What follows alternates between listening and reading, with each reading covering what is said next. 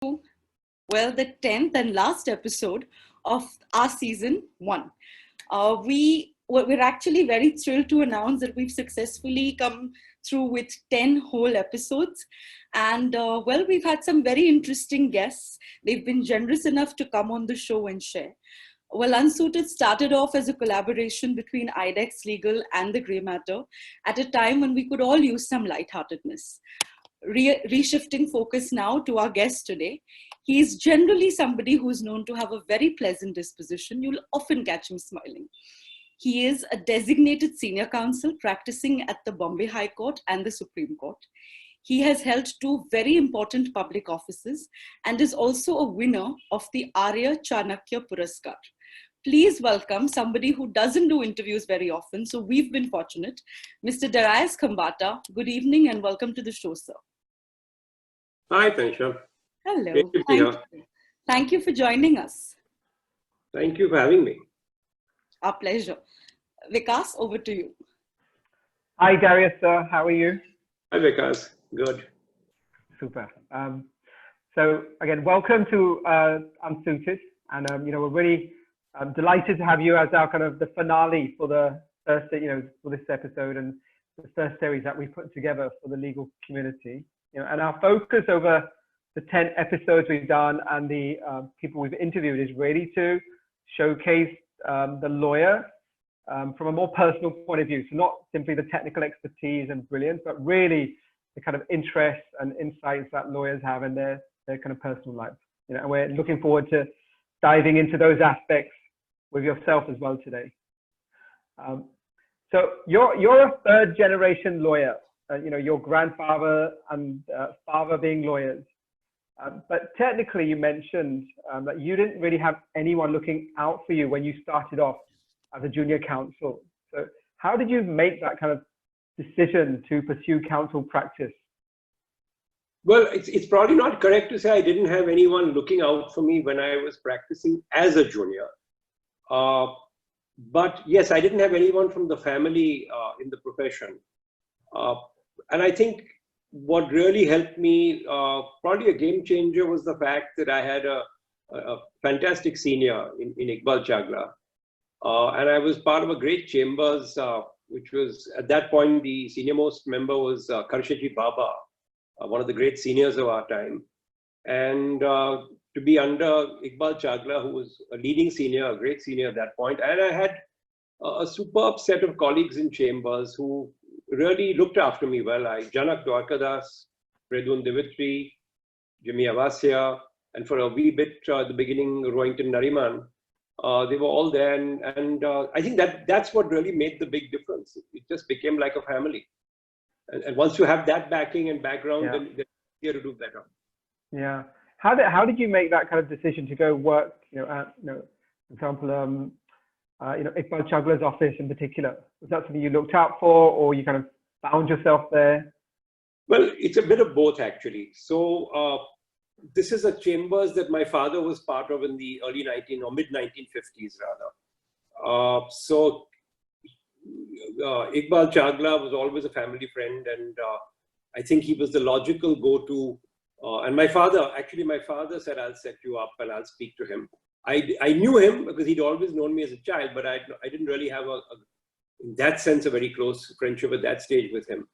So it was my father who set me up, and I think that's one of the best things my father's done for me. Okay, wow.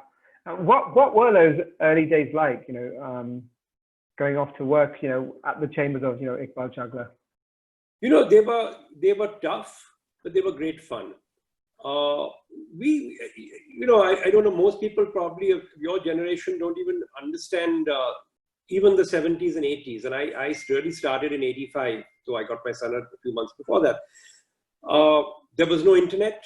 I mean, can you imagine a world without internet, a world without social media? So all our research had to be done using books. There was barely Xeroxing machines. The old photostat machines were in vogue, and a few Xeroxing machines. There were no printers as we have them today. There were certainly no laptops. A few people had personal computers, but they were humongous sort of things, big boxes, which always seemed to fail. So it was a different world. But nevertheless, we had loads of fun. I think there was more time to have fun. There were these huge stretches where you had no earning and no work, and that's the way the bar is. But we learned a lot. We worked a lot. We played a lot. I think it was great. You know what? My 12-year-old would probably say that was ancient history. I mean, he calls me old, saying that I'm from the 90s, so that I'm a bloomer and an oldie. So I think if I tell him about that world, he'll say that's ancient history to him. Yeah. So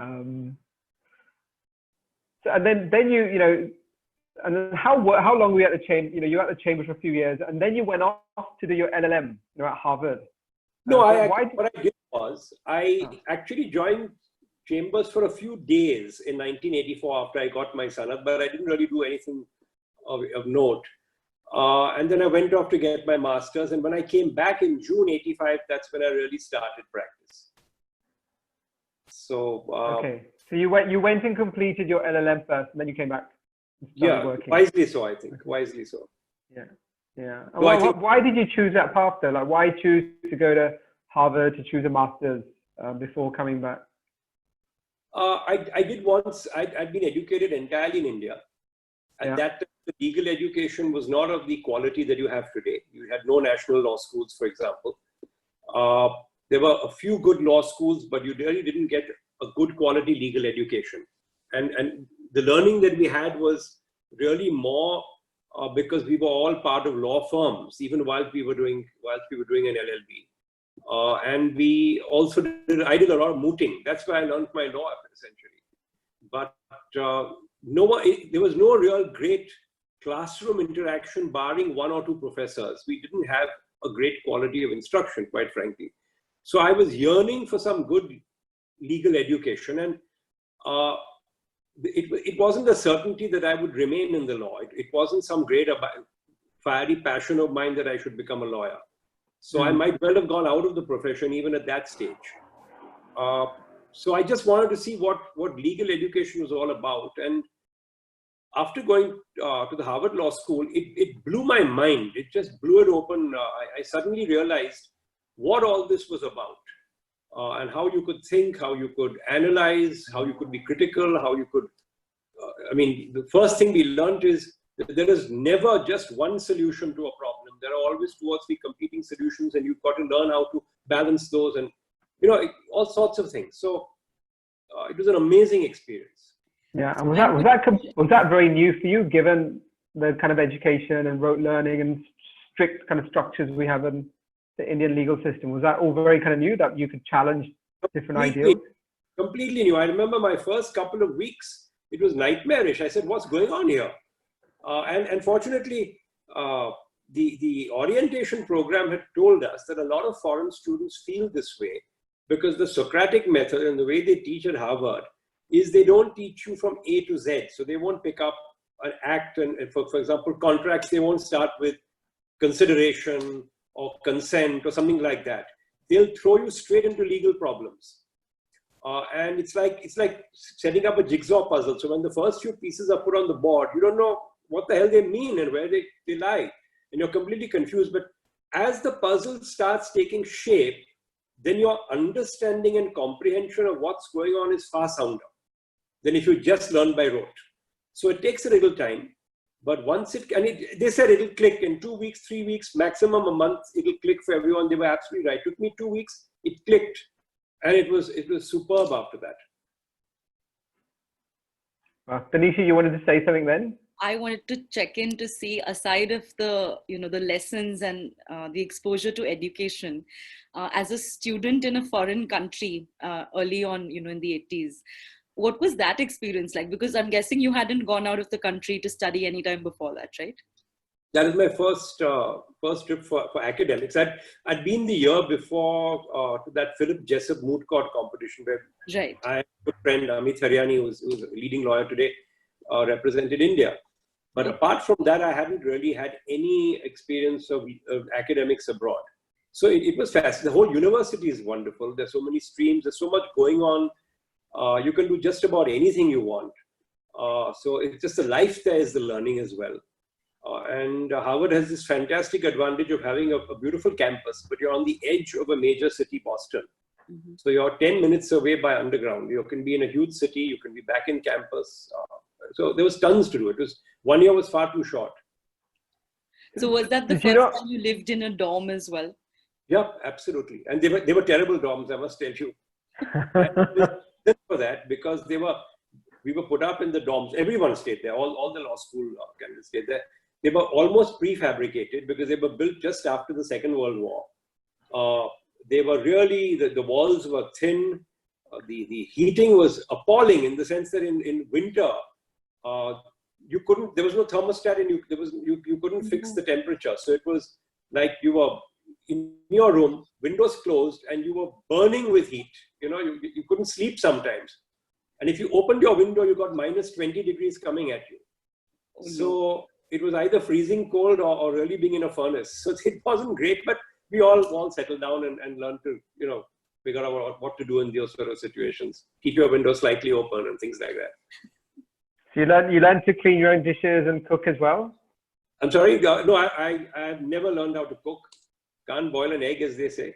And but you learned to clean dishes and wash clothes and all the foreign student life? Well, I had to wash clothes. My parents bought me an iron, and it was a traveling folding iron they gave me. And when I came back to Bombay, I gave it back to them unopened. I managed a whole year without ironing my shirts, which must have been disastrous. But anyway. And did you have anything akin to like a prom night, or did you have anything similar to, one of those very fancy graduation ceremonies that we see in the movies? Yeah. All of that happened. Yeah, there was lots of fun. They would make sure we were entertained almost every week or 2 weeks. And the commencement, which is what they call they call it commencement, not graduation, because you commence into life after that ceremony. Was a grand affair. We had the chairman of the then Federal Reserve Board, Paul Volcker. He was the chief guest, and he spoke brilliantly, I remember. Wow. It was a common commencement for the whole university. So it sounds like an incredible year, and also very transformative in terms of your own personal experiences, academic experiences. So why did you choose to come back so quickly then? I've never regretted this decision because when all is said and done, home is home. And I think there are many, many plus points that we have here, which we might not have if we were setting abroad. And of course, there are pros and cons, but I've never regretted coming back. I think I wouldn't dream of living anywhere else. And I had family here, so there was no question that I was coming back. You don't regret, doing enough, spending some time working there for a couple of years, any of those kind of. Yeah, well, that is maybe one of a small tinge because. For the Harvard LLM, I'm not sure whether the others required it, but you are required, in addition to your courses, to do a thesis. And it's a fairly intensive thesis, which you have to work on through the year. So you then present your thesis at the end of the year, and they grade it and things like that. So the professor under whom I was doing my thesis, who happened to be my corporate law professor as well, he was very keen that I stay on and do a doctorate, which they call an SJD. Mm-hmm. And in those days, you could probably get by spending another year at the university taking courses. Then you could do your research even in your home country, and the whole thing took about 3 years. You'd have to come back to defend your major research thesis. So that was very tempting, but it meant spending about a year more. Since I'd already joined Chambers in Bombay and I was happy with that prospect, I just took a call and decided it's more important to come back.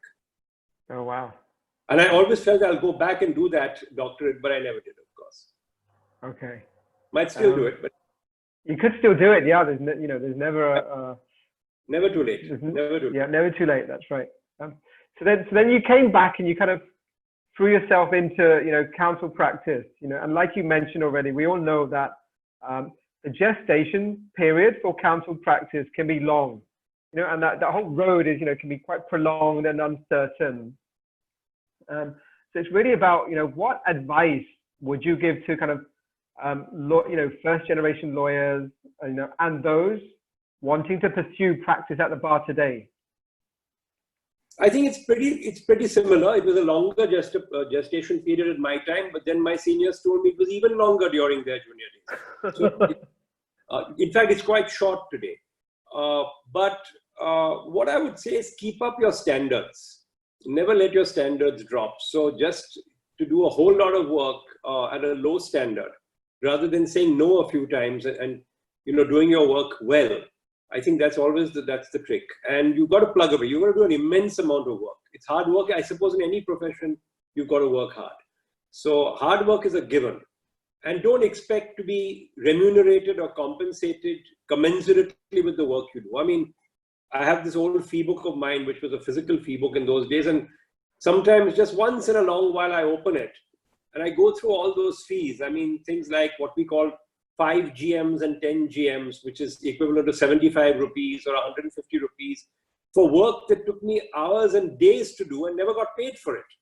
They're all outstanding fees. But I think I got paid for in terms of the value and what I learned. And as I said, I had a very, very protective senior. I had a very protective chambers. There were other people who would help out. And this is a profession. I know we've got a bad name as a profession, but at least what I found is it's an extended family. So you had, in Bombay, we follow the dual system of solicitors or firms briefing counsel. And I had 2 or 3 solicitors in my junior days who really didn't know me and didn't even know my family, but they took to me and they gave me such encouragement. They didn't have to, but they did. And they took a risk, I suppose, in doing that.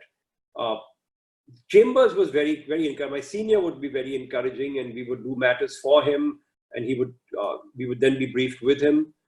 And the other thing about our profession, and we have to say this, is that so many judges were kind to us juniors. These judges are still kind, but I remember in those days they were so kind to us. They were strict. Make no mistake, it's not that they gave us indulgences, but they were extremely kind and encouraging. There's so many I can think of who encouraged me. They didn't know me. Some knew me, some didn't, but it really helped. I think that really helped me. Well, okay. Have you got any kind of examples of that when you say, the judges were kind? So take Justice Pense, for example.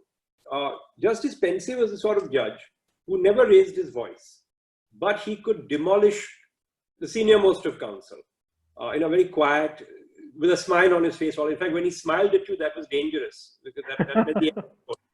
But I remember arguing a matter before him, where he let me argue for a couple of hours. When I look back, most of that argument was gibberish.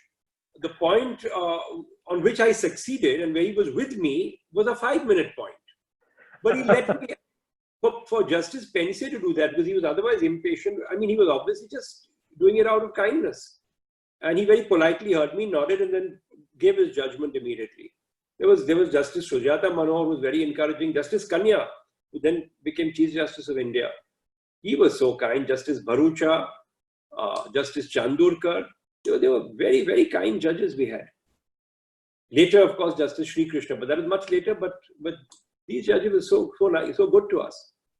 Yeah, and you found that they were kind, considerate, that kind of tough love across all the different junior counsel, or was it something that? Yes. No. There were no special favors. If you test, you see, we could never take advantage of their kindness. And if you tested their patience, you were asking for it. But if they saw a junior was well prepared, they gave a very good hearing. And there was Justice S.K. Desai, one of the most brilliant judges of our court, and he had this habit of shouting at the counsel and intimidating a counsel sometimes, but great quality. He'd do that for everyone, whether you were junior or senior. That made no difference. And again, if you were well prepared, you got by in his court. And did they give you kind of any off-the-record kind of guidance? Like, when you said the judge that let you argue for 2 hours, did you get any kind of off-the-record feedback saying, look, what you could learn from that experience later? Well, sometimes you do. But usually the tradition in the Bombay High Court is to maintain a distance between judges and counsel.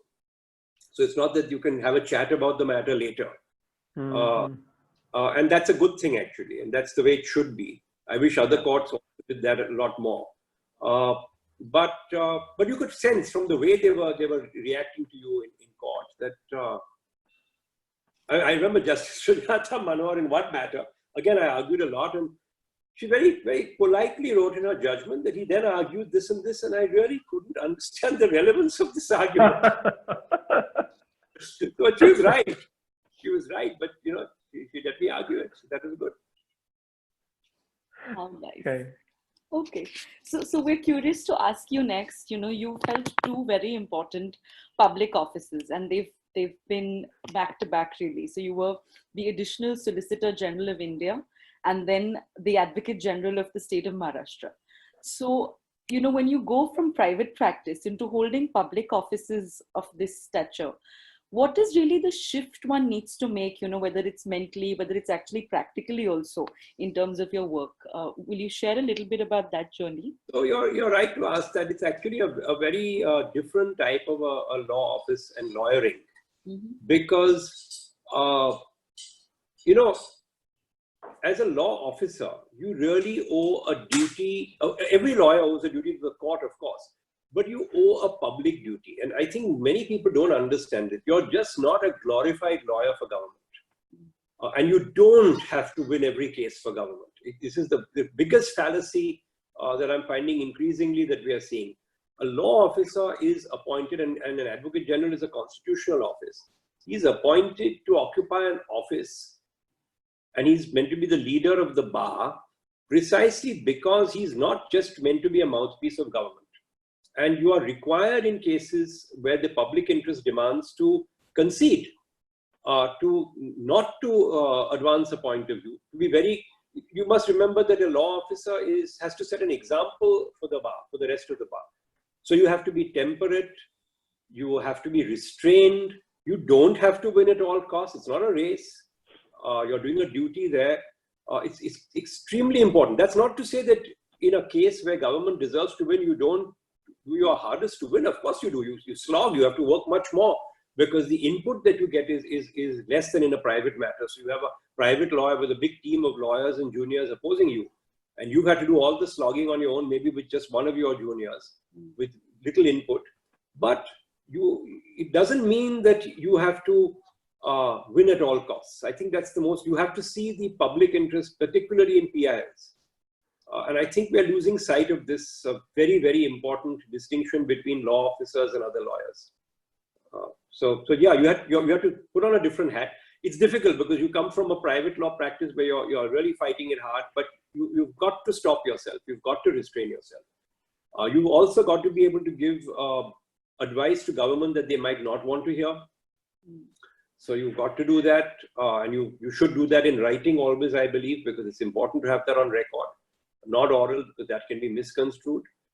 And the other thing you have to be careful, and that is the most stressful part of the job, is unfortunately, you can't always assume that your client, the officers instructing you, want you to succeed.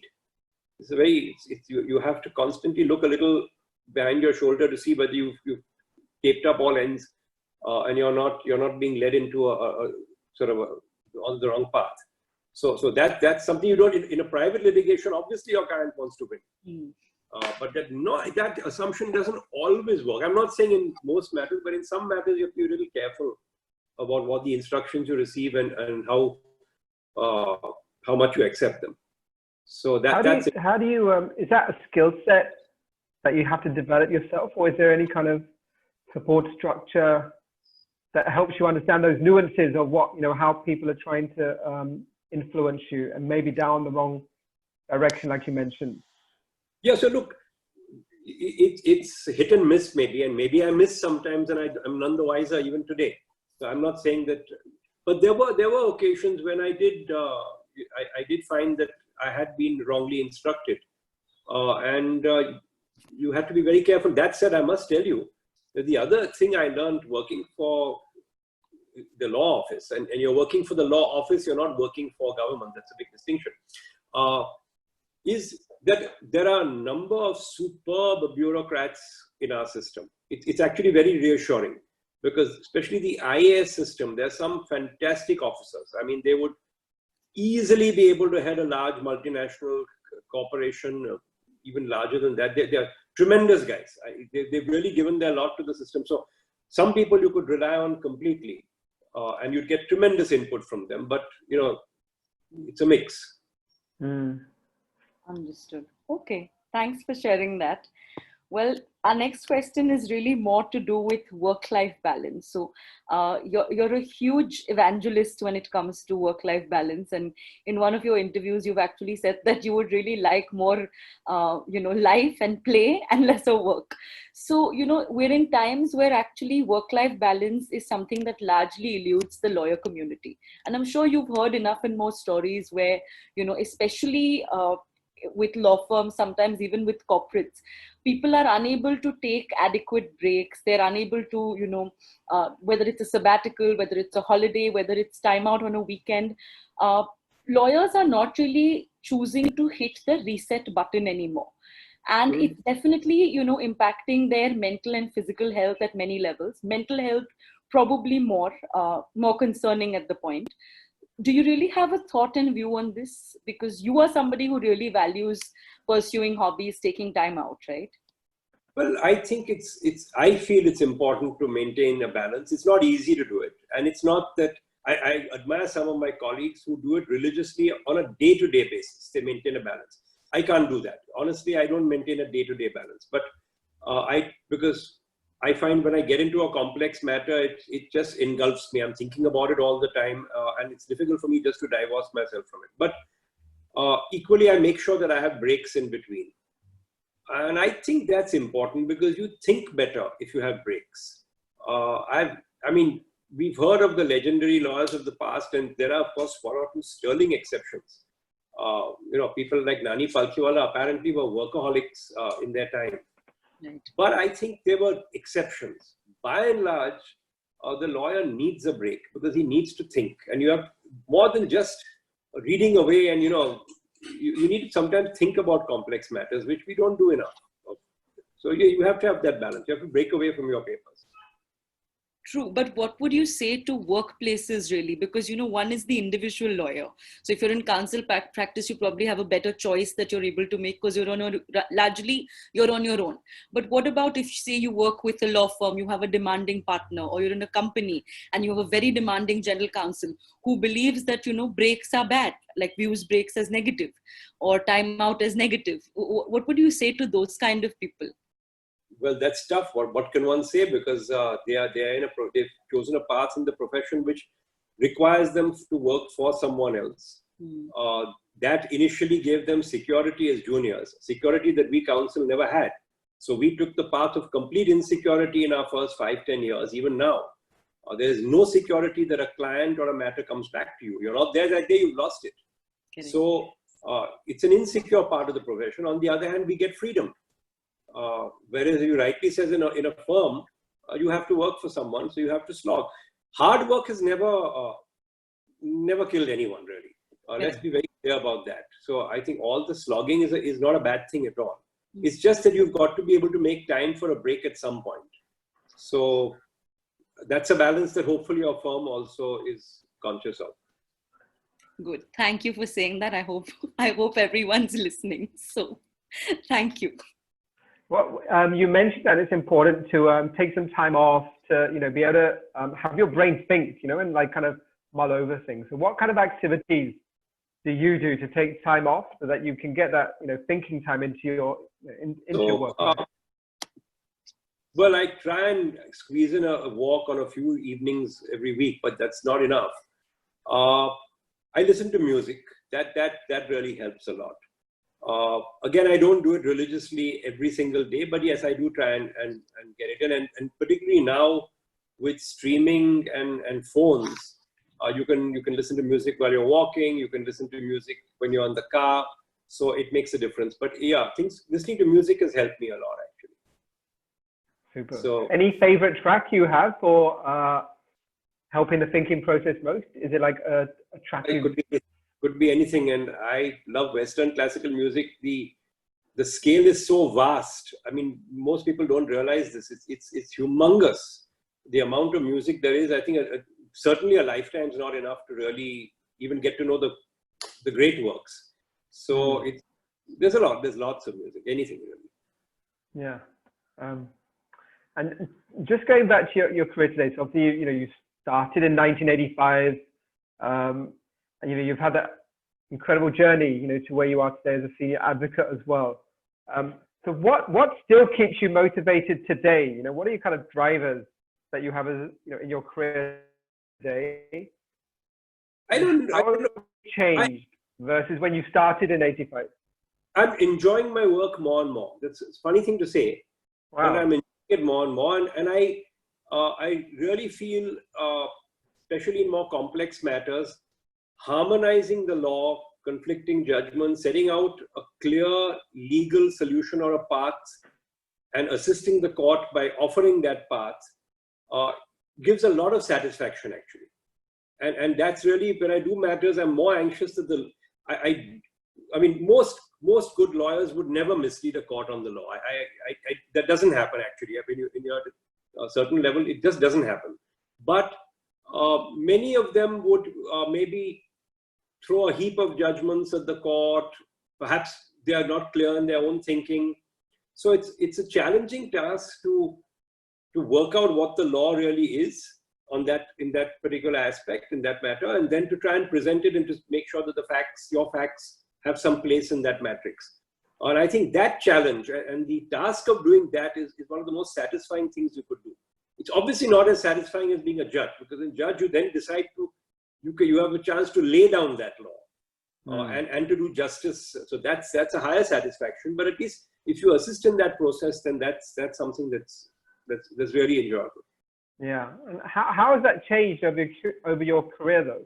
So when you started, what was the kind of motivators then to now that you've got an accomplished career? So obviously your motivations are much more cerebral. So you're really doing a lot of preparation for someone else. You're trying to digest a complex set of facts, put them down into a list of dates, try and maybe do some submissions, do a lot of research for law. But the further you get in the profession, the greater you have a chance to mold the argument and to place it in a particular way. And I think that is the most satisfying, as also the most challenging part of our profession. And often there's no one answer. As we learned in law school, often there's no one answer. Super. Any tips you could give to younger lawyers who are, kind of on that career path themselves about what they need to do to develop their own skill sets, thinking to get to the level of satisfaction? What really helped me, it still helps me, but I have less and less time for it, is when you have to research the law. And let me tell you, everyone has to research the lawyer. The lawyer who tells you that I know the law completely, well, less said the better. But anyway, everyone researches the law. But I think the important thing is to read about it or around it. You don't only just research that one narrow point. You pick up a good commentary and you read around the topic. You understand that whole topic. You learn so much. I get a lot of ideas that way. And that, even if you don't actually use it in that matter, it stays with you. And somewhere down the line, that knowledge accrues. So I would advise every junior, if they have chance to do research and to read in a particular manner, to do research and to read the law, then do it a little wider than necessary. Can you give a practical example of that? Maybe there's a case you're doing at the moment. So what is your process for deep diving and doing that kind of also research around the matter? Look, your process when you're arguing a matter, and particularly if you've got a team of lawyers with you, is less research on your own, which is a pity, but I have less time for my own research. And you have to leave that to your juniors and other people in the team. But what you can do is guide them. And you might, I still, when there's a complex issue and there's a good legal commentary, and I'm saying it has to be a good commentary, I still pick up a book and I still broadly read on the topic to see where this fits into the matrix. And you get ideas, and then you guide your team. accordingly. So Yeah. it's important to read around the topic rather than just the narrow bit that you're researching. Okay, great. And then you've already you mentioned a few of your kind of anecdotes earlier with your instances with judges during your career. But any other kind of funny stories or narratives you have from your career that you'd like to share? Well, let me not make it mundane, but let me give you the great legendary anecdotes about other lawyers. And there's a parable to these anecdotes. The greatest stories are always about C.K. Daftari, who was a Bombay lawyer, Advocate General, then went on to be India's first Solicitor General, and then ultimately Attorney General. And he was, to many feel, and particularly those who've seen him feel, he was the greatest advocate. That is, his oratory, his skills of persuasion, his English was superlative. But he had, a lot of lawyers I've spoken to would see him say he was also a fantastic lawyer in terms of his legal mind, often underestimated. But when he was law officer, he kept an independence from the government. And I'll give you a couple of his famous stories. He was arguing as Advocate General to defend the Bombay Prohibition Act, which first came in state of Bombay, one of the earliest case, F.N. Balsara's case, challenging that. And he was actually defending the statute. And at one point, he was asked by the bench a very serious question, which apparently arose in the entries that they were considering on competence. And they said, Mr. Daftari, so what is the greatest intoxicant? Because they were talking about different intoxicants and alcohol and things like that. And he paused for a moment, looked them squarely in the eye and chuckled a bit and said, power. Power is the greatest intoxicant. Now that was clearly a dig at the powers that be, who were his clients. He also made that fantastic remark in the same matter, saying, because he liked his evening drink. So he said that a republic without a pub is nothing but a relic. You take the pub out of with a relic. So again, the powers that be didn't like all this, and he actually, the then chief minister gave instructions that the final closing bit of argument, which remained to be done, was not to be done by Daftari, but by his junior. But what the story behind that great humor, and it was all on the spur of the moment, it was all off the cuff, was the fact that he showed his independence. He was asserting his independence, and I think that is so important. So with humor, he really, and courts are a fun place. I mean, I don't think judges or lawyers should be taking themselves so seriously all the time. And it's always better when a judge or a lawyer is has a lighter moment or two in court. So speaking of that, tell us some story that's done the rounds about you, please. Oh, I don't know. That you have to ask someone else. Ask someone else. but there's a lot of fun in court. There is a lot of fun. And, again, this is a common misconception clients have, that they expect you, because they are at the throat of the opposing client, they expect you to be at the throat of the opposing lawyer. And that just doesn't happen, because often it's a very good friend who's on the other side. And though sometimes one does get carried away in court, the firm rule is, at the end of the day, he's your friend. Both of you are doing your duty. There's no need to go for his throat. You attack the other side's client if you have to.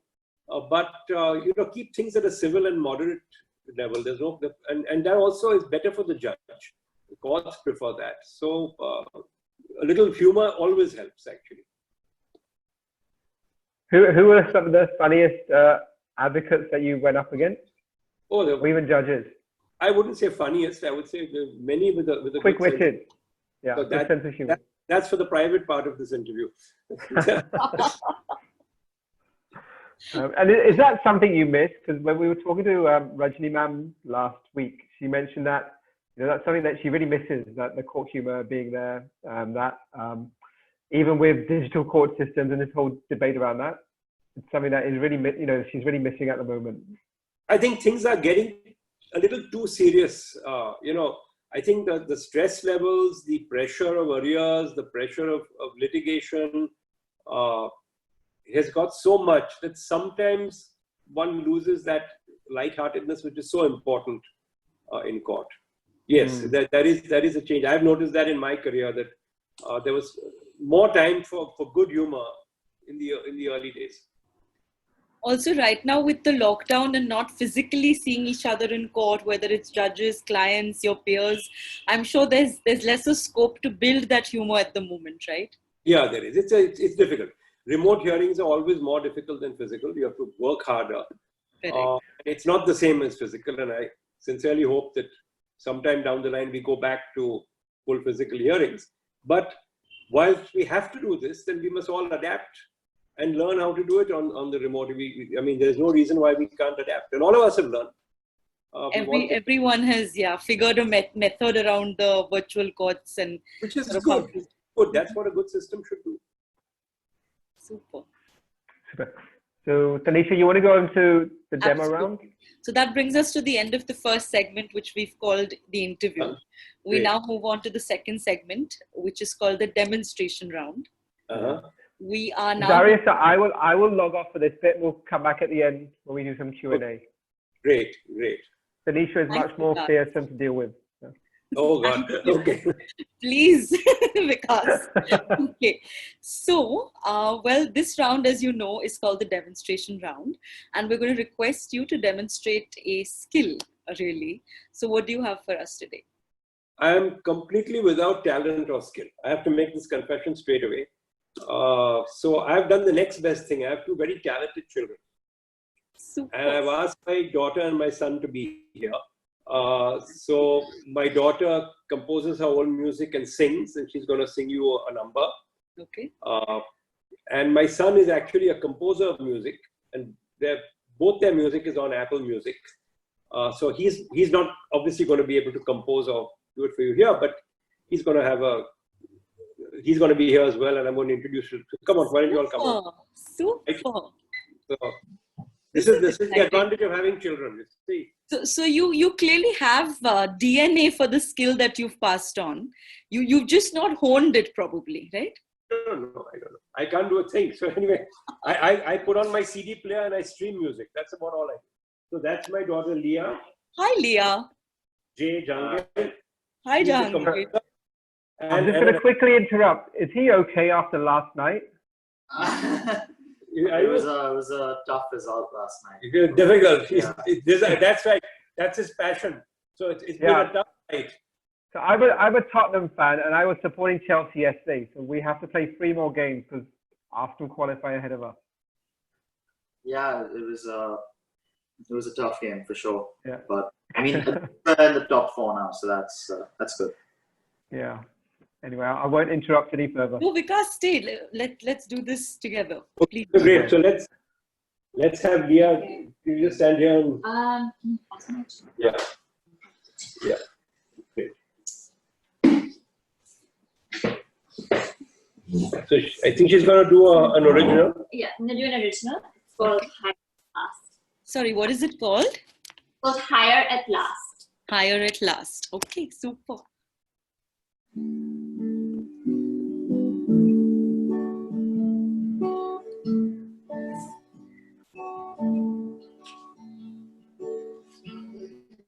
Come out in the spring. I'm still missing something. I don't know where you have gone. Where are you? Where are you? I don't know which way to go. You used to always know. Now I'm not even sure if that's true, if that's true. Sunset outside, tears in my eyes. Starting to think maybe it was for me to rise. The ashes in my shadow of the broken set. Become who I was meant to be and not someone else. So here's to all the heartbreak, all the days that broke me in half.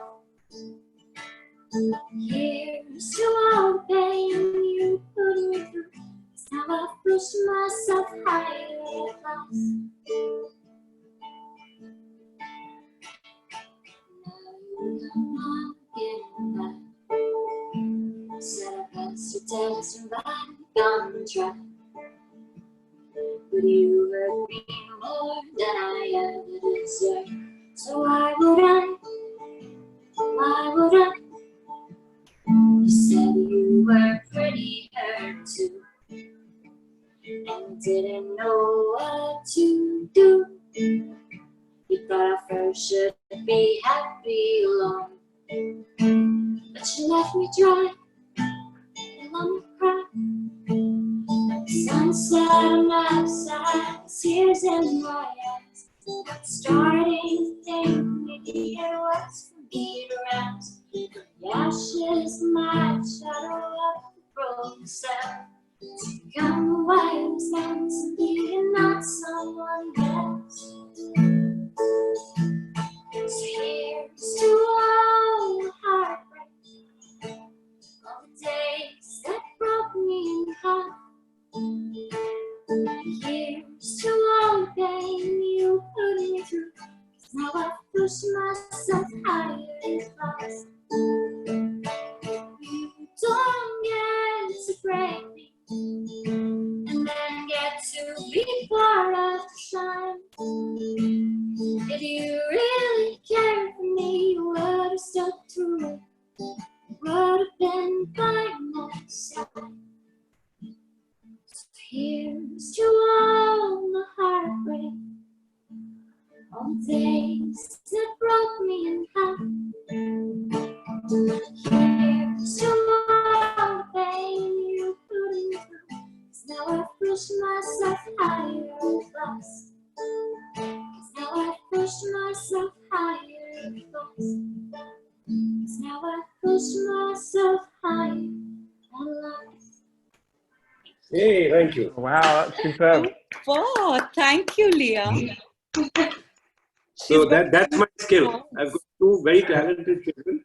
That's the skill. Superb. What a fantastic demonstration this has been.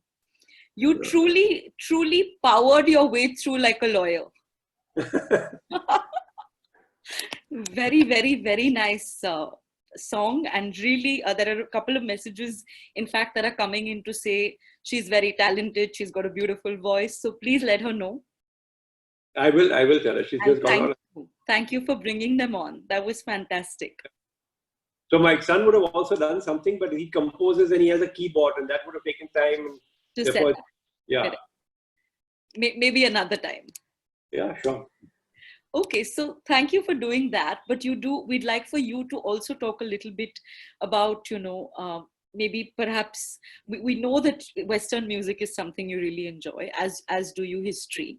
And you also recently went off on a trip to a very interesting country, Iran, am I right? That's right. That's right. So would you like to perhaps tell us about your trip to Iran? I love travel. So at least once a year, my wife and I go off in May, which is normally the court vacation. So that's when we plan it for. And there's a lot you learn and enjoy when you travel. And Iran was a place I'd always wanted to go to. I'd read a lot about the history. Mm-hmm. So I was keen on seeing it for myself. And it was actually becoming more and more difficult to go to Iran. And we managed to go there last year, just before the serious sanctions came in. Mm-hmm. So they came in, I think, on the 7th or 10th of May, and we were there just before that. And we had a wonderful trip. Mahindra & Mahindra actually had sponsored a self-drive trip. So we had 6 or 7 of their SUVs, and they'd given us a driver and mechanics, and then I didn't drive, but all my friends drove. Foolish for me not to have driven, because I drive everywhere, but I thought I didn't want to drive in Iran. But when I got there, I realized that actually it would have been great. So we drove right through, and it's a wonderful country. The people are very friendly. They're very free. It's amazing what freedom there is on the streets there. You wouldn't imagine it reading about it, including the women are extremely free. And of course, the culture and the civilization is fantastic. So you see, you not only the Islamic civilization, but when you go south to Shiraz, you see the old Persian sites. of Persepolis, Pasargade. Pasargade is a very important site. Probably you've not heard of it, but it's where Cyrus the Great, the first Persian emperor, had his palace, and then he's buried there. So his tomb is extremely simple. It's just this. I picked up this shirt. I keep it here. It's just this little. I don't know if you can see it. That's it. It's just it's a mound of rocks actually. But it's just simple, so pretty. It's just stone, and it sits in a valley with the backdrop of some hills. So it's like an amphitheater, and this thing in the middle. It's very moving. And of course, Plutarch claims, that's I think apocryphal because you don't see this. He claims there used to be an inscription on that tomb which said, I am Cyrus, king of Anshan, I created the Persian Empire, and I did this and I did that, and do not therefore grudge me this small mound of stones as my burial place. Wasn't Cyrus also the same king who I think he overtook an empire and then said, worship who you need to, do what you need to, I'm not going to interrupt? He had a very wise outlook. It's not, look, in that era and that time, it was rare to get a king who didn't wage war if he could. There was, of course, death. It's not that he didn't spill blood. Of course he did. But his philosophy, once he conquered a land, was not to rape, loot, and pillage and subjugate the people. He actually wanted to win over the people. So Babylon was the other great power which he finally defeated in 539 BC. And when he went there, he basically said, and we have it now recorded because he did these cylinders of clay which were issued, and one of them has been found, where he says, look, you're free to own your own property, go about your way of life, do your business, worship your God. I have great respect and I bow before your God, Marduk. And some say that was very politically shrewd because he was winning over their support. But whatever it was also extremely courageous and farsighted. Because he then got their loyalty. And there was no point in just slamming around and smashing their temples and insisting that they convert and things like that, because this was a far stronger support base that he got. And that's how he built his huge empire. And his empire actually was, at that point of time, the largest empire in the world. It was the first attempt at globalization because it stretched from parts of India right up to the Indus, up to Afghanistan and into Turkmenistan to the east, and all the way to what was then Palestine and the Levant, and then into Cappadocia and what is modern day Turkey to the west. So it was a huge empire, and then made even larger by his son conquering Egypt after his death, things like that. So that really had always fascinated me. So to stand next to his tomb was a very moving moment. And then to see Persepolis. And, again, we've all unfortunately been schooled and brought up on the Western idea of history. And the more you read, the more you realize that is, I'm not saying it's false, but that's one perspective. And another huge perspective has been taken out of that story, and which is the Eastern story of history. And if you see our own history in India, and another person I have great admiration and respect for is Ashoka the Great. Another person who, after Kalinga, completely transformed himself and the way he ruled. And he was one of the first, in fact, the first Indian emperor who had a realm almost as large as United India, one of the largest. He united diverse peoples, cultures, and he did it ultimately not with force, but with reason and philosophy. He was the philosopher king. Plato always said, states will never be happy until philosophers are kings and kings are philosophers, and Ashoka the Great was exactly that. So amazing. I mean, his rock edicts, for example, his 7th rock edict, all religions must reside everywhere. He said this in the 4th century, 300 BC. He lived around about 300 BC. Very ahead century. For his time. Yes. Fantastic, So great. Those are great things to read about and to learn about. So I'm fascinated with all that. And what was the food like in Iran? That's there we must confess that after the first day or two, it got very tiresome. And we realized why. And this is a big difference. You see, in India, we're used to spices. Correct. in all our food. And even though you may not have very tikka food or spicy food, you will still have some spice in your food. It's very flavorful. Our food is very flavorful. Their food was not that flavorful because they didn't use spices. So in the first day or two, we managed. But then literally after the third or fourth day, I must confess, it got very tiresome. And maybe we were not ordering the right things. Okay. Until we came down to Shiraz, where we had superb food. Okay. Shiraz was a very cosmopolitan city, you know, you could be anywhere, and there the food was much better. On the way it was difficult, yeah. But what is their traditional food? Like, what do they traditionally eat? So essentially, they ate their, or certainly we seem to be kept on getting these long kebabs, which they call kubides, which were like a Sikh kebab but without the flavor. So, what a disappointment! Yeah, exactly. So misleading, right? Exactly. And then you had rice with saffron in it and with ghee or butter, but you know, and then a lot of yogurt, a lot of dahi, which is what I was basically eating after some time. You know? So that was nice. Their bread is nice, but yeah, it could have been better, but it didn't bother us. We were seeing so much, and you know, there was so much to do and see there that there wasn't really an issue. And dry fruits are fantastic, so you can you know, make up with things like that. They love Indians. Do they also? They love Indians. Yeah, they took to us very positively, particularly because we were Indian. That made a huge difference. So that was good. Fantastic. So it was a good trip. Yeah, it was a great trip. Lovely. Thank you for sharing with us what Iran is like. While you were talking, I was feeling like, you know, there were parts of it that were just playing out like a movie. So thank you for sharing that. So I think that brings us to the end of our demonstration round. Yeah. Do drink some water. Take a long, deep breath, because we're now moving to the third segment, which, as you have been made aware, is a rapid fire, so to speak. But, well, you know, legal speak, so we call it the interrogation very creatively. Okay. So are you ready? I hope I am, yeah. All right, then. So let's commence the interrogation round with you then, Mr. Khambata. Your first question is... Please call me Darius, by the way, no Mr. Khambata. No, see, I've transitioned from Sir to Mr. Khambata. Now, Darius, I can't do. No, that's another tradition of the Bombay bar. We don't like being called Sir. In the bar, you always, however junior you are, you must address even the senior most either by their name or by their surname.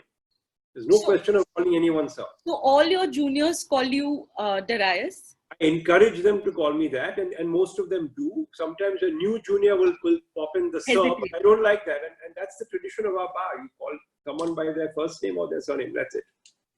Okay. Well, I'm going to try. I'll just refrain. You know how some Indian women, right? They will not address their husbands by name. So they say, so that's the trick I'm going to use now. No problem. Do what you wish. No problem. Okay, super. So your first question then is situation based. Okay, so you're on a boat. There's you and there can be one more person. Okay. And now there are three people that you have to choose to save from. All right. So there is one in the deep sea. There is a law firm partner who regularly briefs you. There is a junior counsel who was a part of your chamber and you really like this junior counsel. And there is a general counsel of a conglomerate who you have a long-standing relationship with. Who will you choose from these three to save? Oh, it's a no-brainer. My junior, of course. Because in addition, a junior-senior relationship is more than just a professional relationship. You develop a personal friendship. So, of course, this is the no-brainer, the easiest question you gave me. Wow. Wow. That is fantastic and so endearing to hear. Okay, your next question then. You may have argued a matter either directly, you know, against a direct senior or junior. Is there any such memorable matter that comes to your mind? An interesting story around? There's several actually, because again, we encourage our juniors to appear against us, which is not the Delhi practice, but in Bombay, that's the practice. And I've learned a lot appearing against my own senior, Iqbal Chagla, because I've seen how to conduct oneself, you know, how you always realize the true mettle of a person when you're appearing against him, much more than when you're appearing with him. So you learn a lot, and I hope I carry on the same practice when my juniors appear against me. Some of them already have. And I hope that same standard is kept. Superb. Okay, thank you. Your next question, since you're a huge history buff, if you could go back in history and you're allowed to meet 3 people, whom would you want to meet and why? 3 is very difficult. It's almost impossible. You want It's to make it impossible. 1? Shall we make it It's 1? even more impossible. One's even more. But I'll give you 5 or 6 names who I would like to meet. Okay, fair. So obviously, Cyrus the Great, Correct. Ashoka the Great, 100%. Akbar the Great, 100%. Okay. Gandhi ji, 100%. Okay. And I would say Nehru. Nehru. Lovely. Okay, super. Your next question then. You do know that you are currently creating history, right? Because many years later, someone may want to write a history book in which you feature. What is it that you would like for them to focus on when they write about you? I hope they don't write about me because there's so many greater characters to write about who are going and who are getting ignored that I think they should first write about a whole lot of other stuff first. So they take that piece of advice, but now just like as a I hope that they write that I tried to do the right thing. I'm not saying I succeeded every time. It's difficult. Actually, it's very difficult. But you try and do the right thing. And the other day I was watching a feature on Socrates, the great Greek philosopher. And his philosophy was that you have to look after your own soul. As long as you do the right thing and the truthful thing, don't worry about others. Which is, of course, a very difficult thing to do. But you just try and do the right thing, basically. And you'll always get criticism. You'll always have someone twisting it, but you'll have to just tolerate it. Keep trying. Yeah, true. Yeah. Fair. Okay. So what's your favorite historic monument in Bombay? Again, that's, I think, for me, a very easy answer to give, which is the High Court building. It's a fantastic monument. It's not just a great building. It's a monument to justice. It's a monument sometimes where injustice has also taken place. But in the times that there were, but the amount of justice, the amount of convention, history and law that building has seen, it's a fantastic repository of that. And aren't you fortunate to visit it very often? I am. I consider it a great fortune to be able to work in such a, and I don't know if you've been in. I have. But it's a fabulously devised building. And remember, it was designed for what, 5 or 6 judges at most, and now we have so many, and it's still by and large. Roughly, how many judges sit out of the High Court today, Bombay High Court? I think about maybe 30, 20 or 25, 30. Anything between 20 and 30 at any time. Oh, wow. So it's a lot of, and judges means lawyers, litigants, staff. So it's a huge ecosystem around that. That's true. Okay, super. Your next question then. So as someone who enjoys and cherishes music, do you subconsciously have a song or a genre identified for every mood? So I can give you a couple of moods. Will you tell me if you have something in mind for these songs? I mean, for these genres? Yeah, sure. Okay. So when you're really drained out with work or just feeling genuinely frustrated, what would you play? Difficult, very, very difficult question. If you like Western classical music, anyone who likes it will know that's a very difficult. There are thousands of things you could play, but broadly, I would say the one composer who really gives you courage, spirit, and makes you want to fight and hit back and succeed is Beethoven. I mean, he covered a lot in his own life. He was deaf, he was known, but his music is that struggle constantly and amazing breadth of music, because his early music is the pure classical tradition of late Haydn, etc. And then in one lifespan of 55 years, the last things that he wrote, and he died in 1827, could have been written in the 20th century. They were that modern. So one man, one lifespan. So fantastic span. So you always find things there that are great pick-me-ups. You hear them and it's great income. Super. When you're feeling extremely upbeat and positive, what will you listen to? So again, also lots of Beethoven is there, but there could be so many things. You could Mozart, Bach. These are great geniuses. Each idea of them was been, and I'm going beyond just the melody. I mean, for example, again, people don't understand or realize this, but if you think about the easiest and the most melodious music to listen to, I think it would be very difficult to say the genre other than Western classical music has more. The melodies are just abound. There are hundreds, if not thousands, of great melodies. But apart from that, there's that much more. So Great composer, anyone really, I love Brahms, I love Bruckner, who is a great composer. So, great stuff. There's a lot of, you can't answer one track. It's impossible to say that. To pick one. Okay, fair enough.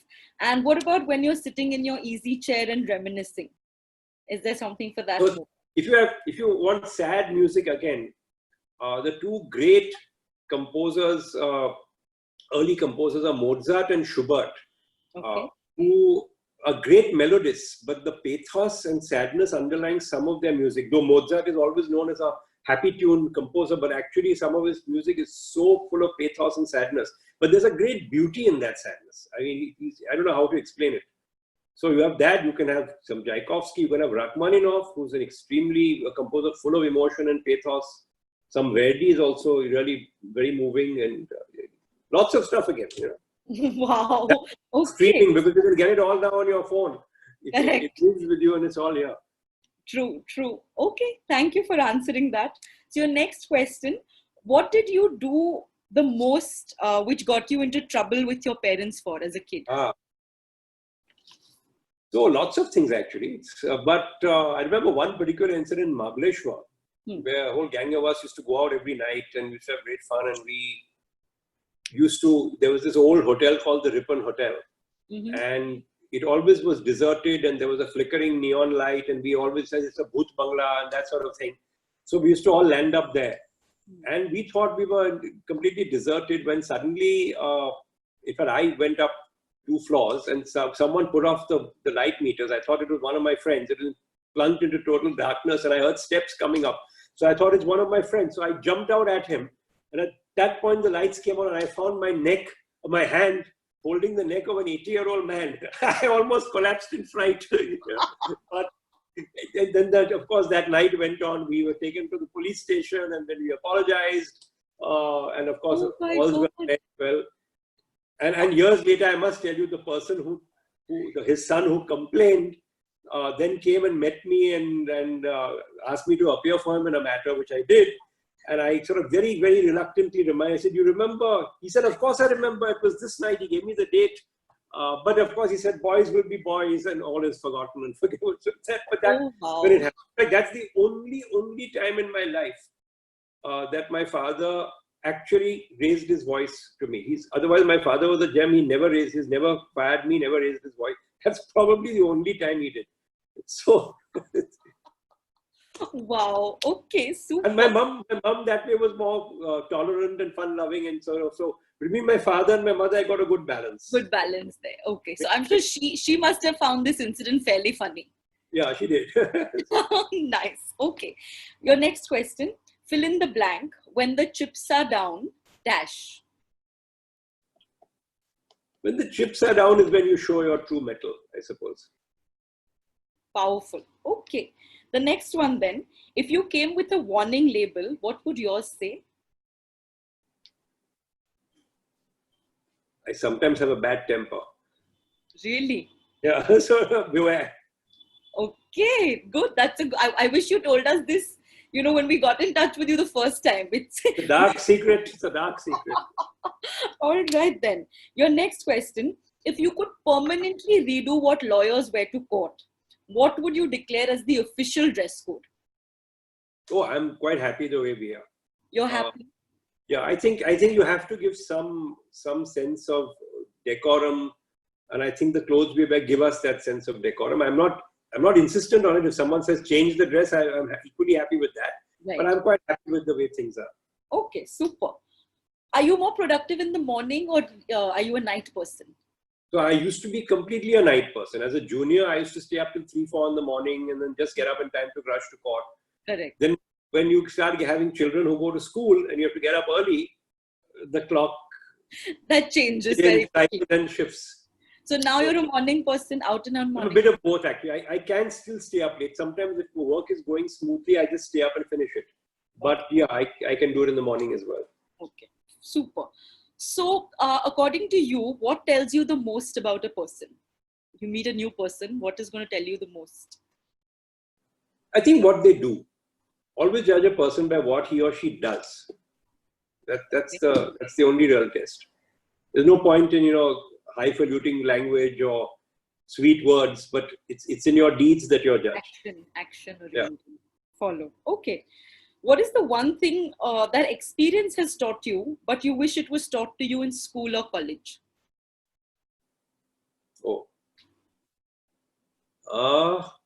I really wish, even now, that much more history was taught in school and college, and in a proper way, not in the way it was taught.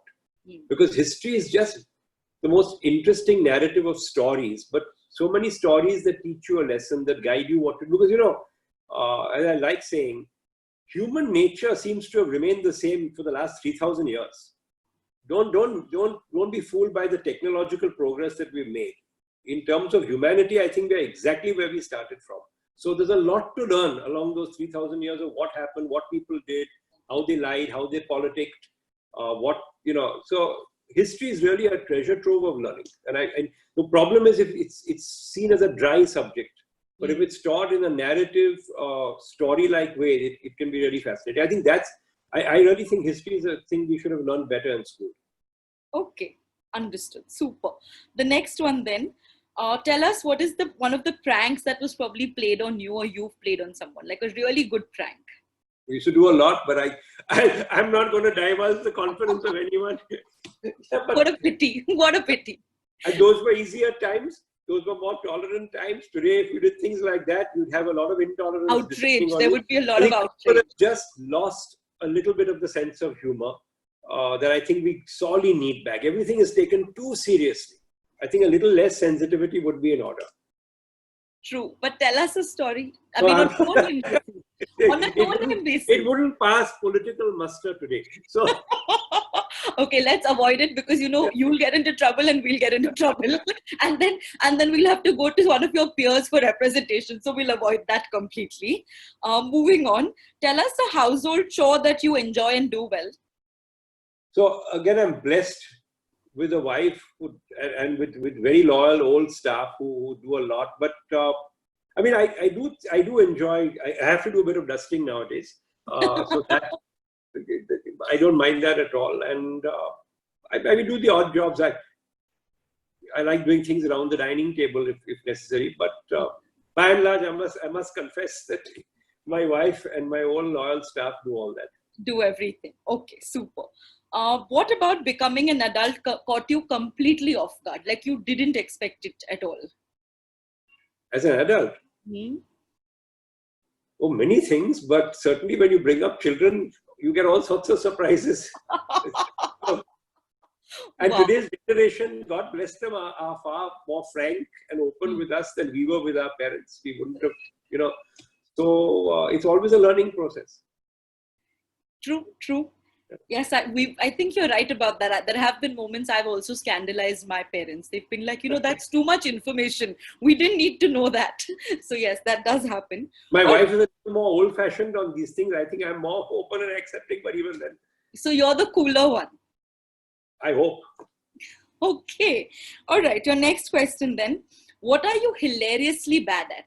Like really poor at? Lots of things. Singing. Oh God. Impossible. I can't open my mouth. I can't even croak. Absolutely impossible. Okay. Making small talk is something I find very, very difficult. Challenging. It's challenging. At parties or, I remember in America you had to do that and I found that very, very difficult and painful actually. So things like that, yeah. That you're really bad at. All right. What challenging time in your life left you a slightly better person after it was finished? Was there a time like that? Yeah, there were times. The times have been also quite recent. It's not been. I think my parents' illnesses were very challenging emotionally. The weeks at the end of my father's life were very emotional because he was on a ventilator, and at the same time, I was getting trolled in social media because of some outspoken things that I'd said within my community. And I'm glad I said them and I stand by them and I would say them again. But it was a difficult time with your father on a ventilator to read a lot of stuff which was sometimes inaccurate, sometimes unfair. That was a challenging time. There have been times after that as well because people assume something about you because you keep quiet. They don't respect the fact that you may be maintaining silence to protect a whole lot of other things. They assume the worst, and those are always challenging. As law officer, I've had some challenging moments as well. There've been some times when I had to stand up to ministers and things like that. It's not been pleasant. On the other hand, as AG, and I have to say this publicly, I got a gem as a chief minister, Prithviraj Chavan. I couldn't have asked for better. He's a gem of a man, and he really supported me. Without his support, I don't think I would have survived for long, actually. And I must say, there was a moment when there was a breach of privilege motion against me in the assembly. That got sorted out, and I had to threaten to resign. But then even the opposition were very, very good. I must say that at that time the opposition, then later, of course, they came into power. Right. They were extremely dignified and statesmanlike about it as well. Oh, wow. Okay, that's a lot of moments. Thank you for answering. Those are difficult moments, yeah. Okay. So what motivates you? I suppose that, I don't know. I mean, there's so much to enjoy in life, you know. We always see the dark side, but there's so many things that you can see, positive side. And you have to give back. So you're motivated to work because there are so many people who are less fortunate. And I truly believe in this. I do believe in earning because you earn so that you can give to others who are less fortunate. Correct. So I think it's a duty coupled with the responsibility, and that keeps you going. Understood. Okay. What is your favorite line, say, from a book or a movie? Oh, lots. Or As a child, quote? I don't know. I won't even say it. It's unparliamentary, but you should hear the opening speech in the movie Pattern. Fantastic, and it's not only because, you know, as we were young, we loved it because there was a lot of vulgar language used. Profanity. But actually, there was profanity. But actually, what I never realized at that time was that he actually made that speech. And the speech, if you see it as a whole, is very motivating. And you know, there's another great line in another movie, which is that never hate your enemies because it affects your judgment. And I think there's a lot of wisdom in that. You know, you will always have people who are your enemies, but just you cannot reciprocate by hating them. It affects you. There are many things like that. Super. Okay. Next question. Is there, because it's apparently Friendship Day today, we're going to ask you something about a friend. So is there a friend who's had a huge influence or really, you know, been there for a larger part of your life, really standing very close, watching your back? Many, actually. But my sisters, my wife is my best friend, of course. My sisters are great friends, apart from being sisters as well. My family has been, and I have many good friends. And someone who I spoke to just this afternoon, Zareel Alkaka, is a great friend and a really great human being. Okay, super. All right, your next question then. What is one important skill you think every person must have? Humanity. Humanity. So underrated, right, today? It's a skill. I'm telling you because a lot of people just ignore it, but it's a skill. You have to learn it. Can you explain that a little bit? Because in today's days and times, especially with social media and television, you get carried away on so many issues, but you have to keep on trying to think, what is the humane approach? What's the fair approach? Correct. What's the truth? And you have to learn how to do it. So yeah, it's something you have to work on. We all fail. I mean, I'm the biggest failure sometimes on that. There's no question. You get carried away, but that's the objective. Understood. Okay. What are the 3 learnings that you repeatedly, in trying to inculcate in your juniors? Oh, they're going to give you a long. You should have had them on this program. They ought to give you a long list of things. But top 3. I don't know. I think today's juniors are far more accomplished than we were, and they're more mature. They work very hard. They do, and that's a good thing. There's this big running joke between them and me because I always say, whatever the software you've got, look at a good book. A good book on law, good commentary is completely irreplaceable. You'll never get that because some very, very astute person has done a lot of research He's compressed it all for you. He's explained it for you. Why not get the benefit of that wisdom? And obviously, many of them are more comfortable on their laptops, just putting in queries and searching and things like that. So that's this great thing that keeps on going on. Okay. Oh, there's lots of fun. I'm sure my juniors have a lot of fun at my expense, which is fine. I don't mind that at all. Sounds like fun. Yeah. Okay. So what's your favorite chamber tradition at your chamber, at your current chamber? So my juniors have started this, and good luck to them for that. So every time there is an intern or there's a birthday, we get a cake, they get a cake, and we sort of cut it. And they've made interns that come in and out do this thing of giving a chamber report at the end of the internship. So the intern has to get up and say things, and the only requirement that is it's frank. It need not be complimentary, and that's great. How fun. Okay, that's nice. Good. That's a good feedback mechanism. All right. Almost your last question. If you were tasked to form a music band with your current peers, who would you choose for the following instruments? For drums. For drums. What are the instruments you're going to give me? So I'll tell you. I was just going to say, maybe I should tell you all of them. So drums, guitar, flute, keyboard, and vocals. So vocals is my friend Jimmy Avasya. Okay. Easiest one. Okay. Keyboard would be Janak, because I think he has that romantic spirit. Drums and timpani would be my senior Iqbal Chagra, who's really given me so much, and he keeps it all together. And a drummer always keeps a band together, I think. So I think he'd be. And flute, I think Freddie Dimitri would be perfect, because he has this mellifluous quality about him. So he'd be perfect. That's your. Oh wow, that's a great symphony then. And I'm guessing you are going to watch because. I'm going to just sit back and listen. Correct. Okay, super. Your last question then from our side, since we're closing this season with you, could you tell us one thing that you may have liked or enjoyed about this format and show, and one thing you think maybe we need to change it or give it a rethink? It's perfect.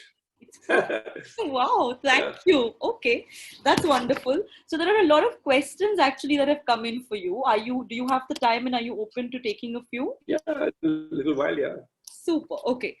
So Vikas, Neha, Shreya, you guys want to make any suggestions?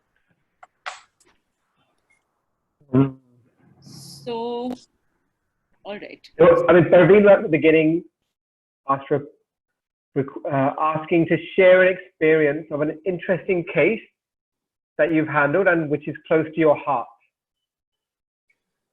So obviously a lawyer would have several interesting cases, but I think one that was really close to my heart was the PIL that we did, which lasted for several years on Maharashtra and Panchgani, where the BEAG, which is a great NGO with a great reputation, and it was at that stage led by the great Sham Chainani. I think someone should write a book on him.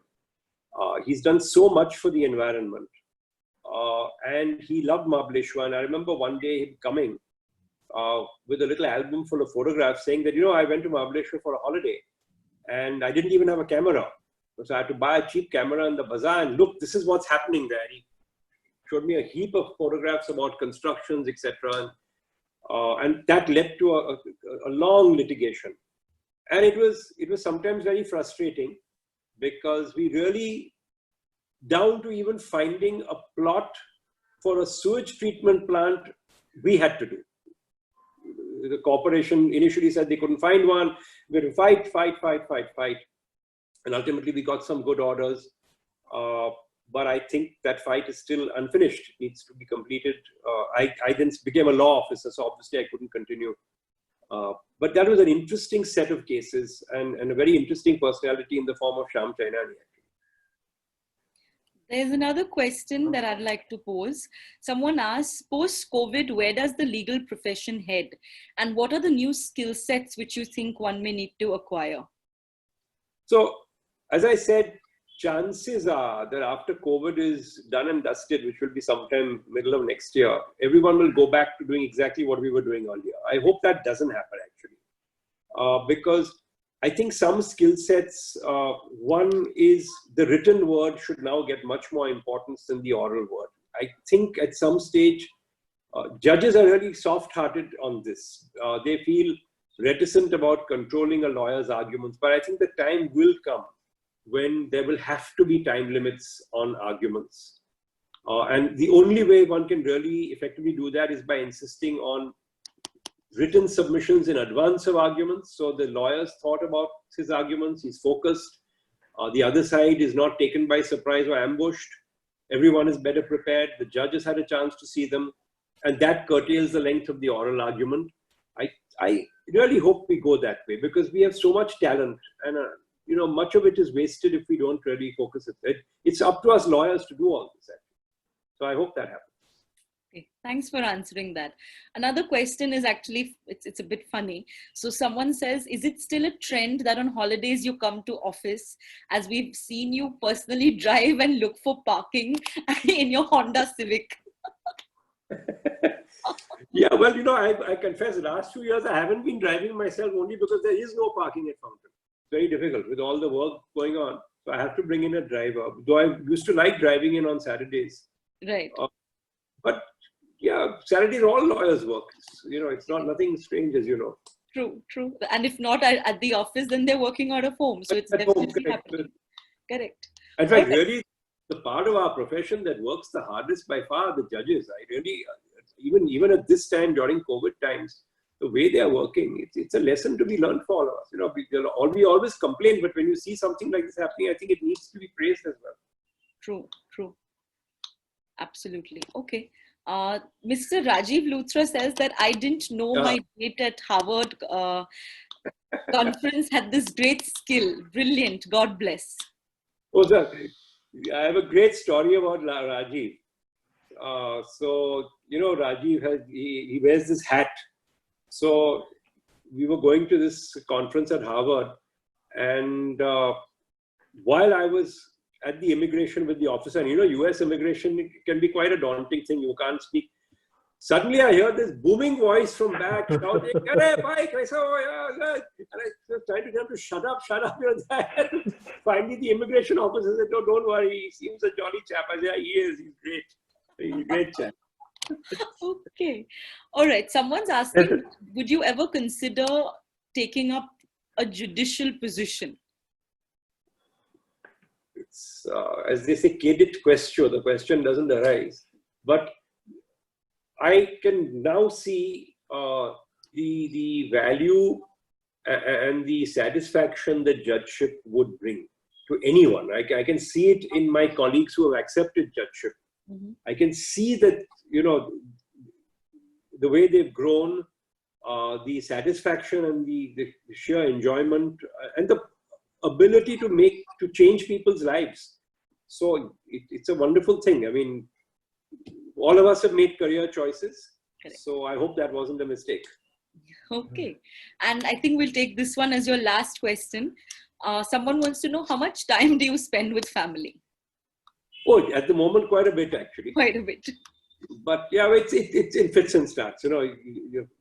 Today's youngsters also are very busy. So, Correct. It's not big. So yeah, it's never enough, but it's good. But do you as a family have like a ritual that everyone has to be home, say at dinner time, so that you all eat together? We try and do meals together. Yeah, I think that's even from when I was a child, my parents used to like us all eating together. I think that's very important in family, so we still do that. Okay, super. I want to ask a quick question. There's a question. What are the best legal commentaries you'd recommend to young lawyers? Oh, it depends on what subject. It just depends on what subject. But that's an excellent commentaries. You have to. I mean, you have to ask around. But there's some. All the Mullah commentaries are still very good.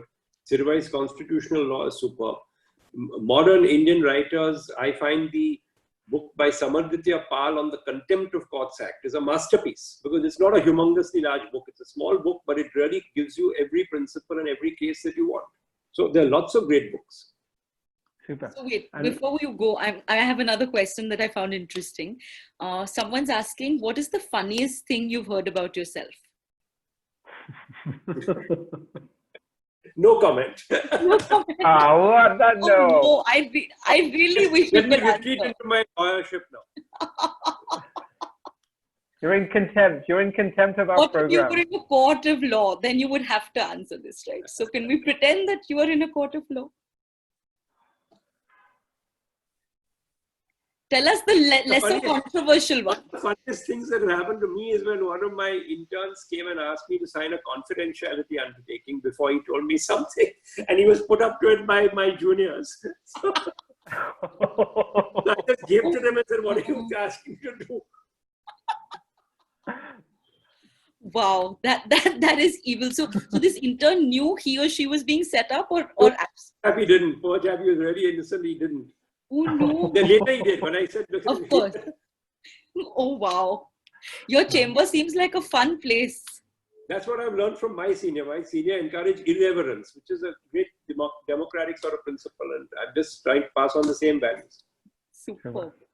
There's one personal question for me. And also asked by Mohit Khanna, any history books you would recommend, either Indian or foreign?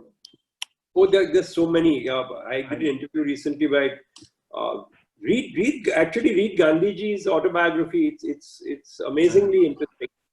Discovery of India. There's a book called Persian Fire, written by Tom Holland. That'll give you a nice idea of antiquity. There are all sorts of books. I mean, it's impossible. Hundreds of books. So anything that history books you've got to pick up, you've got to leaf through, and you've got to get a sense of them. And there's so much being written now, which is not heavy researched history. Yeah. It's all researched, but it's put out in a narrative form, which is what you should look for. Yeah. I'm reading a lot of Ramachandra's Guha's at the moment around Gandhi. Yeah. I haven't started them as yet, but I've got the 2 volumes here. He's very good. He's excellent. And I went through a phase a couple of years ago where we Ranveer Singh, so the Punjabi king who united the Punjab in the 19th century. Some amazing books around. He's another incredible character. There's a very interesting book called Maharanis, about 4 Maharanis. Beautiful by Lucy Moore, beautifully written. About Indira Gaikwad, then her daughter, who then became, of course, Maharani of Jaipur, and the Maharani of Kuch Bihar. Beautiful, lovely interwoven stories. All true, of course, all history. Wow. Okay. Super. Okay, great. Thank you. Thank Thank you you so for your much. time. Thank you I for your truly- honesty. Thank you so much. We hope you enjoyed this as much as we did. Thanks for everyone who sat through this boring And please thank your children for coming on and being part of this. We really appreciate it. Great. Thanks so much. Thanks so much. Thanks, Thank Darius. you everyone for Bye. watching. We'll be back with season 2 shortly. We'll keep you posted. Thanks for watching. Bye.